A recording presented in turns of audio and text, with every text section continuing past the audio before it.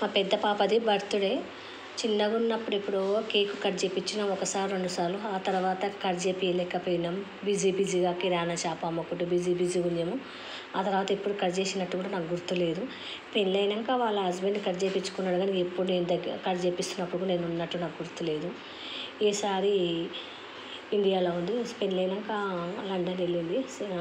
రీసెంట్గా లండన్కి వెళ్ళి వచ్చింది. వాళ్ళ చెల్లెలు ఏమనుకుందో ఏమో మరి, రీసెంట్గా వచ్చింది కదా, మమ్మీ వాళ్ళు ఉండరు కదా అనుకొని కేక్ పంపించింది. నాకు కేక్ పంపించే వరకు కూడా తెలియదు, ఇంటికి కేక్ వచ్చే వరకు కూడా. నేను సర్ప్రైజ్ అయినా, ఏది కేక్ ఇట్లా వచ్చింది అని కూడా చిన్ని పంపించింది. నాకు మూడో పాప లాగా అని చెప్తా కదా, మా చిన్న పాప చిన్నికి చెప్పింది. చిన్ని ఆర్డర్ చేసినట్టు ఇంటికి వచ్చింది. నేను రాలేకపోతున్నా అత్తయ్య, నువ్వు కట్ చేపి అని చెప్పింది. సరేలేరా అన్న. ఇక చిన్న పిల్లలాగా మేము తల్లిదండ్రుల దగ్గరుండి కేక్ కట్ చేయించినాము. ఆ తర్వాత వండు కానీ పండుకున్నాడు. ఉదయం నుంచి సతాయిస్తుండు, లేపితే ఇక అదైతేనని లేపలేదు.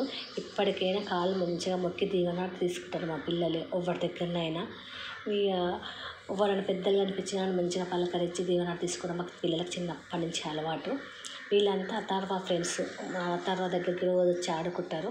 సరే వాళ్ళ మమ్మీ బర్త్డే కదా అని అథర్వ వాళ్ళ మమ్మీ బర్త్డే అంటే అందరు వచ్చారు, చిన్నపిల్లలందరూ. వాళ్ళు కూడా మంచిగా హ్యాపీగా అథర్వ వాళ్ళ మమ్మీ అని మంచిగా ఎంజాయ్ చేసారు.